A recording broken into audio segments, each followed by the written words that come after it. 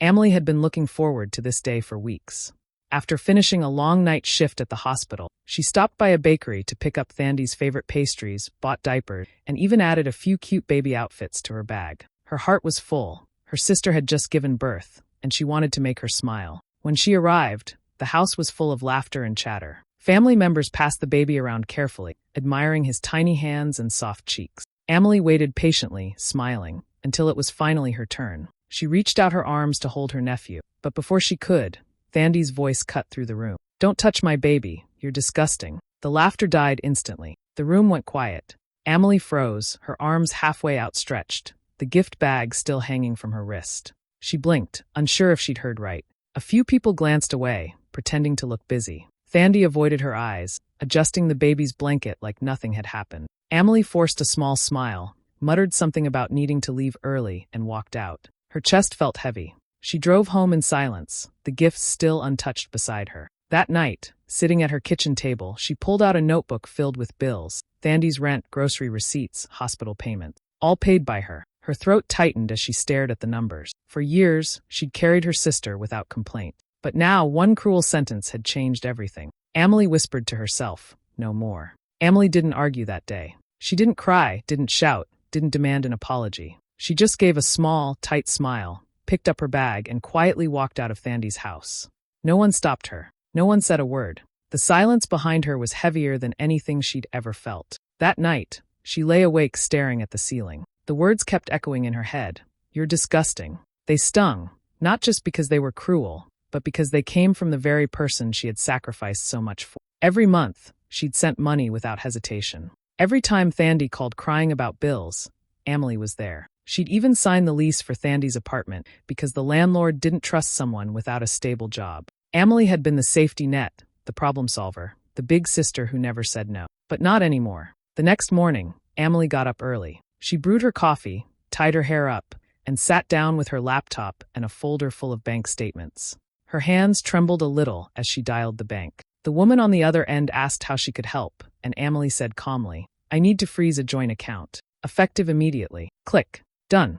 Next, she logged in to cancel every automatic transfer, the rent money, the grocery allowance, the monthly baby fund she'd been topping up since Thandy got pregnant. Then she called the landlord. "Hi, this is Emily Mthembu. I need to confirm something. The lease for apartment 3B is under my name, right?" The landlord confirmed. Emily exhaled slowly. "Good," she said. "Please note that I won't be renewing it when it expires next month." By noon, it was all done. Quiet, clean final. No angry texts. No explanations. Just action. Emily went about her day like normal, but inside, she felt both nervous and free. For the first time, she wasn't rushing to fix someone else's mess. She wasn't worrying about who might call her next asking for help. She simply existed, and that strangely felt powerful. Meanwhile, across town, Thandy had no idea what was coming. She was out shopping for baby formula and snacks when her card got declined. She tried again. Same result. Confused, she called the bank, only to hear that the account had been frozen. Her stomach dropped. She called Emily's phone immediately, but it went straight to voicemail. She called again, and again. Still nothing. Emily saw the calls flashing across her screen, but didn't pick up. She turned her phone face down and took a deep breath. She wasn't doing this to be cruel. She was doing it because she'd finally realized her kindness had turned into her own prison. By the time the sun set, Thandy's financial world had collapsed. No rent money, no groceries, no easy lifeline. And somewhere in her quiet apartment, Emily finally smiled, not out of spite but out of peace. For the first time in years, she had chosen herself. Thandy stood at the grocery store checkout, rocking her baby's stroller with one hand and swiping her card with the other. The cashier smiled politely at first, but after a few seconds, the screen flashed red. Declined. Thandy frowned. "Try it again," she said quickly, glancing at the people lining up behind her. The cashier tried again. Same result. Thandy's face grew hot.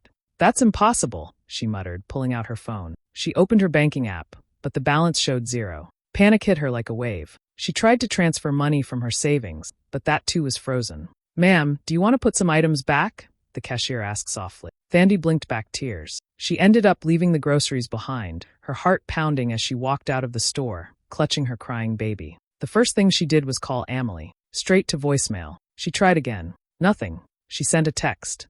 "Emily, something's wrong with the account." No response. Minutes later, another message. "Please answer. I need to buy milk for the baby." Still nothing. By evening, Her worry had turned into anger. She marched into the small clinic where Amelie worked, her hair messy, eyes red from crying. The nurses looked up, startled, as Thandie stormed in carrying her baby. "There you are," she shouted. "How could you do this to me? I have a baby, Amelie." Amelie looked up from her desk slowly. Her face was calm, her expression unreadable. "Thandie," she said quietly, "you can't be here shouting like this. It's a hospital. I don't care." Thandie snapped. "You froze the account. You cut everything off. What am I supposed to do now?" Her voice cracked halfway through, drawing stares from patients in the waiting area. Amelie stood up, her voice steady and low. "You said I was disgusting," she said. "I wouldn't want your baby to depend on someone like me." The words hit Thandie harder than she expected. For a second, she couldn't speak. She just stood there, breathing fast, eyes darting between her sister and the baby in her arms. "It was just a joke," she said weakly. "I didn't mean it." Amelie's eyes softened for a brief moment, but her tone stayed firm. "You meant it enough to say it in front of everyone. You didn't think twice. But I did. I've been thinking for years. Every bill, every rent payment, every late-night phone call. And I finally realized something. You don't respect me. You just use me." The room fell silent. Even the baby stopped crying, as if sensing the tension. Thandie's shoulders slumped. "Amelie, please. I don't have anyone else." Amelie looked at her for a long moment before replying quietly. "Then maybe it's time you learned to stand on your own." Thandie's lip trembled, but she didn't argue. She turned around slowly and walked out of the clinic, clutching her baby tightly. Amelie stood by the window, watching her sister disappear into the night. Her chest ached, but she didn't chase after her. For once, she chose silence, not out of pride, but out of peace.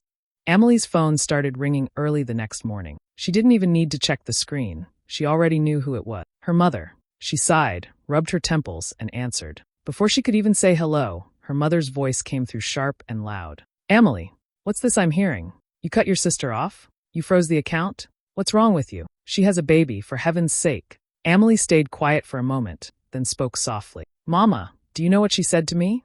Her mother hesitated. "She told me you two had a small argument, but—" "It wasn't an argument," Amelie interrupted. "She looked me in the face in front of everyone and called me disgusting. I came to help her, to celebrate her baby, and she humiliated me." There was silence for a few seconds. Then her mother sighed. "Oh, Amelie, you know how Thandie is. She just had a baby. Her hormones are all over the place. You can't take everything she says to heart." Amelie laughed bitterly. "So she insults me, uses my money, disrespects me, and I'm still the one who needs to fix it?" "Stop being dramatic," her mother snapped. "You're the older one. You have a good job, you can manage. Your sister is struggling. She needs you." Amelie's voice lowered. "Mama, I've been helping her for years. I've paid her rent, her hospital bills, even her groceries. I've been her safety net since the day she moved out. But instead of gratitude, I get humiliation." Her mother's tone softened, but the guilt-tripping stayed. "You know she's always been sensitive. You can't hold this against her. She was just emotional." Amelie's eyes filled with tears she refused to let fall. "And I was just done being used," she said quietly. There was a long pause. Then her mother's tone turned cold. "You've changed, Amelie. You think because you have money, you can look down on everyone." Amelie's chest tightened. "No, Mama. I think because I have self-respect, I can finally stop letting people walk all over me." Her mother hung up without another word. For the rest of the week, Amelie felt the shift in her family. Calls from cousins grew cold. Her aunt sent a long message saying, "Families should help each other. You'll regret this one day." Even her younger brother texted, "Why are you doing this to Thandie? She's got a baby." Amelie didn't respond to any of them. She knew what was happening. Her mother had started her usual campaign, painting Amelie as the villain and Thandie as the helpless victim. It was the same pattern that had followed them since childhood. Thandie was always the golden child, the one who got away with everything. And Amelie?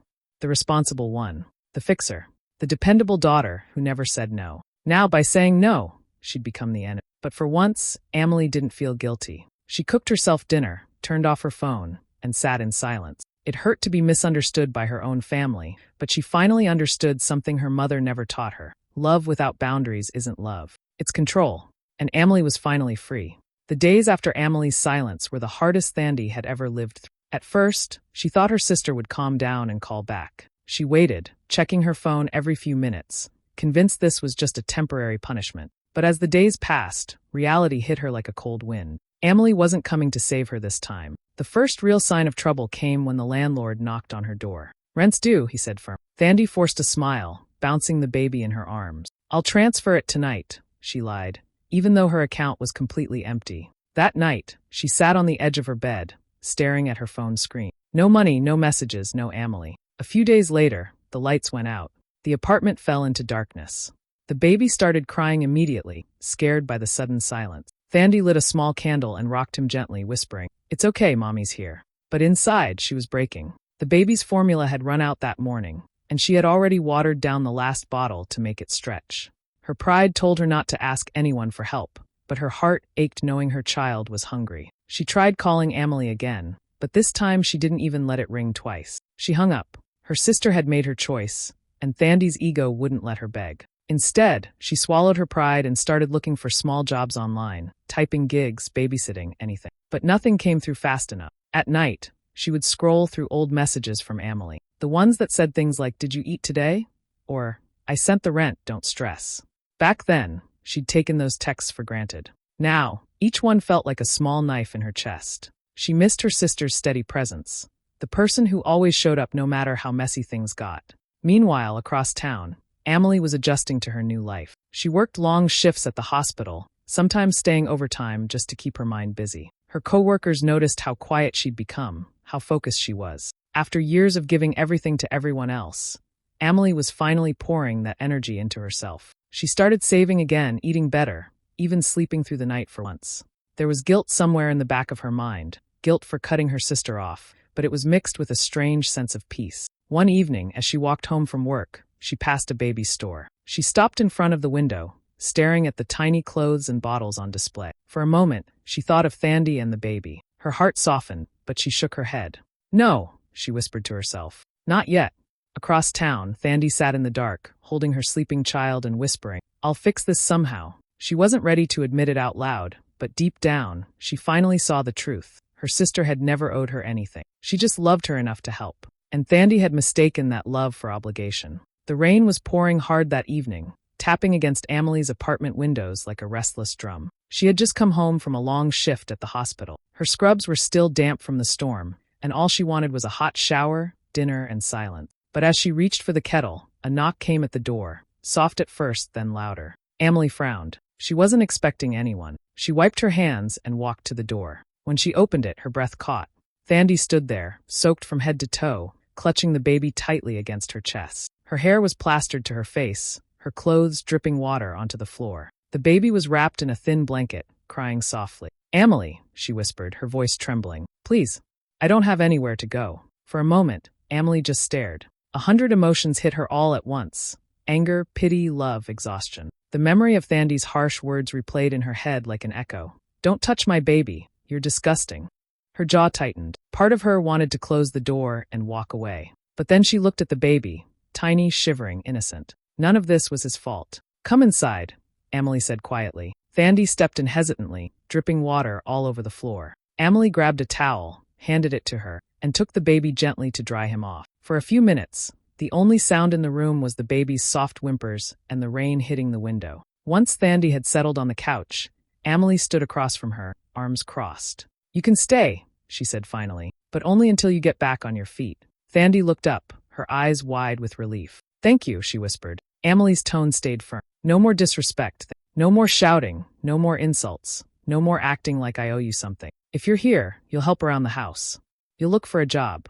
You'll pull your own weight. I won't be used again." Thandie nodded quickly, her face flushed with shame. "I understand," she said softly. "I'll do whatever it takes." Amelie didn't smile. She just nodded and went to prepare a small meal. While she worked in the kitchen, she could hear Thandie humming softly to calm the baby, her voice shaky but gentle. The sound tugged at something deep inside Amelie, but she didn't let her guard down. Not yet. When she brought them food, Thandie thanked her quietly and ate slowly, her hands still trembling. It was clear she hadn't eaten properly in days. Amelie watched silently, her heart softening despite herself. That night, after the baby finally fell asleep on the couch, Thandie whispered from across the room, "I'm sorry for showing up like this." Amelie looked up from her tea. "You're here now," she said. "That's what matters. Just don't make me regret it."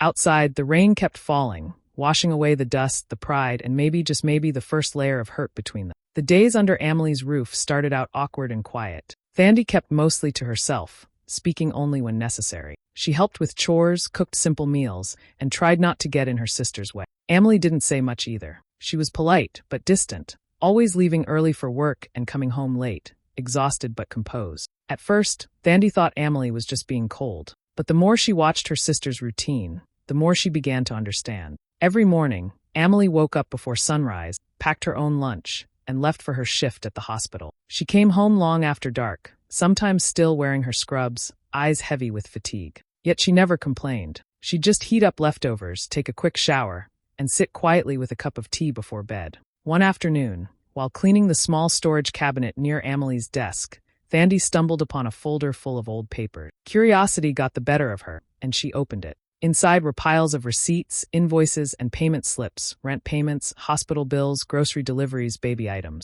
Every single one had her name on it. Her throat tightened as she flipped through the stack. These weren't just recent. They went back years. She sank to the floor, clutching the papers to her chest, tears filling her eyes. All this time, she'd thought of Amelie as controlling, maybe even self-righteous. But now she saw the truth. Her sister had been silently holding her life together, month after month, without ever asking for thanks. That night, when Amelie came home, Thandie waited in the living room. She didn't speak right away. The baby was asleep in his crib, and the only sound was the soft ticking of the wall clock. Amelie placed her bag down and looked at her sister. "You're still awake?" she asked, surprised. Thandie nodded, her voice trembling. "I found the receipts."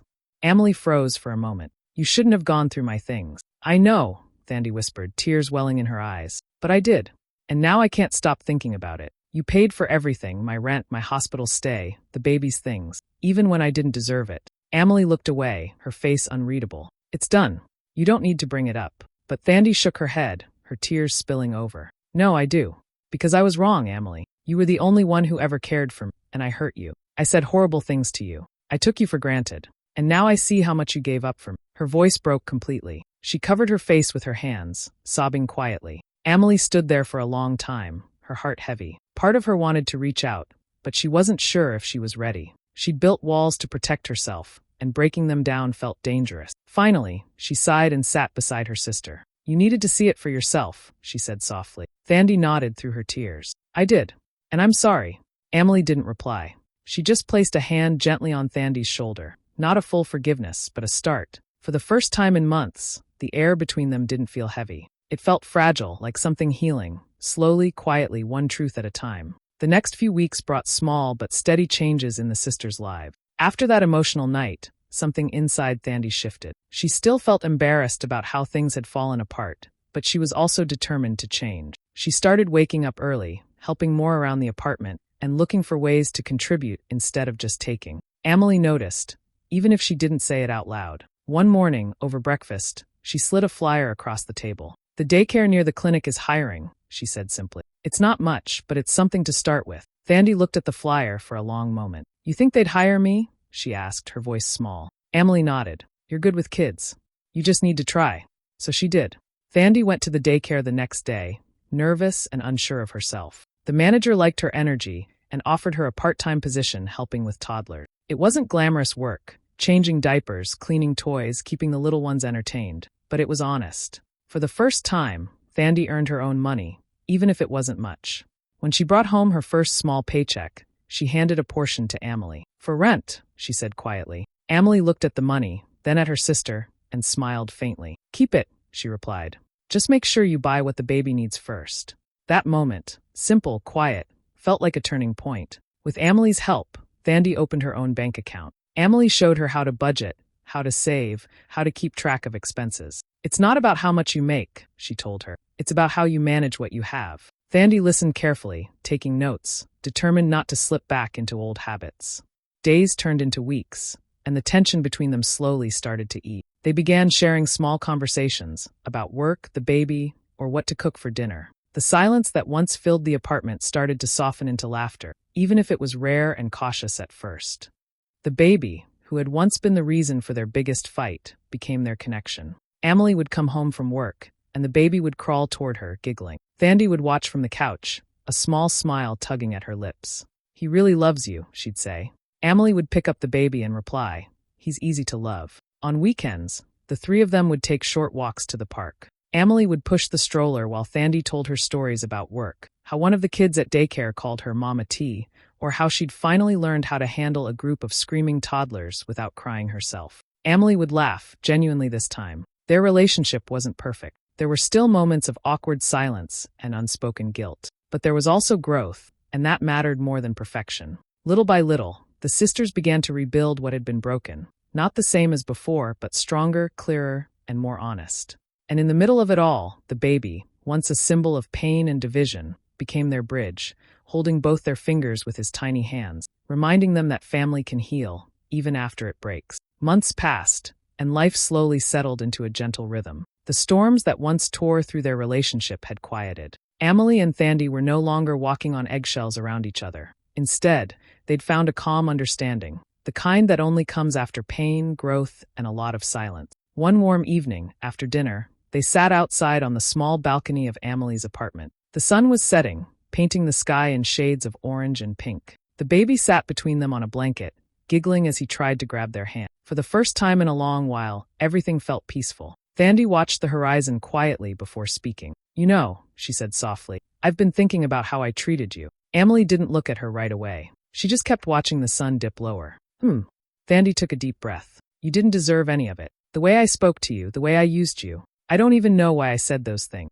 I guess I was angry at myself, but you were the one who took the hit." Her voice trembled, but she didn't stop. "You were always there for me, and I made you feel small. I'm so sorry, Amelie." Amelie finally turned to her. There was no anger in her face, just quiet understanding. She sighed softly and said, "Sometimes you have to lose what you depend on to understand its value." Thandi's eyes filled with tears. She nodded slowly. "You were my safety net, and I didn't even realize it until it was gone." Amelie smiled faintly. "You learned, though.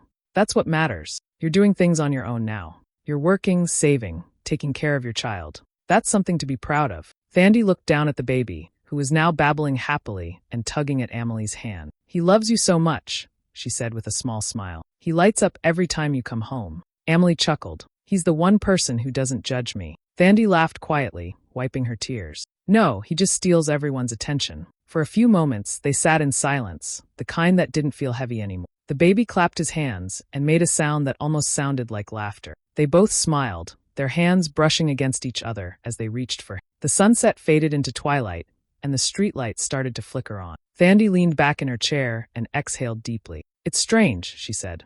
"I used to think love meant always saying yes, but now I see it's about respect, too." Amelie nodded. "Exactly. Love with no boundaries isn't love. It's sacrifice without purpose."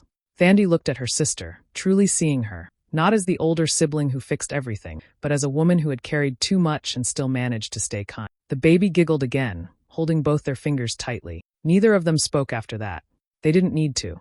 The quiet between them wasn't full of regret anymore. It was full of peace, forgiveness, and something new, hope. The next morning, sunlight filled the small apartment. The baby was crawling on the floor, giggling as Thandi tried to dress him. Amelie watched them from the kitchen, a cup of tea in her hand. It was one of those quiet, peaceful mornings that didn't need words, the kind that made her realize how far they'd come. Thandi caught her eye and smiled, a real smile this time. "Thank you, Amelie, for everything." Amelie smiled back, gentle but steady. "You don't have to thank me. Just keep doing what you're doing." She walked to the window, looking out at the busy street below. Life was still hard. She still worked long shifts, still worried about the future. But it was different now. Lighter. She wasn't carrying anyone else's weight anymore. In that calm moment, Amelie's voice echoed in her mind, like a quiet truth she had finally accepted. "I learned that love doesn't mean letting people step on you. It means knowing when to walk away." She looked back at her sister and the baby, her heart full but steady. The baby reached for her, laughing,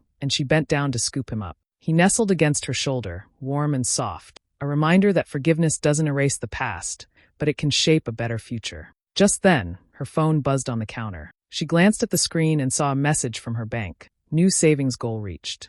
A small, satisfied smile crossed her face. She whispered to herself, almost like a promise, "This time, I'm investing in peace." And for the first time in years, she truly meant it.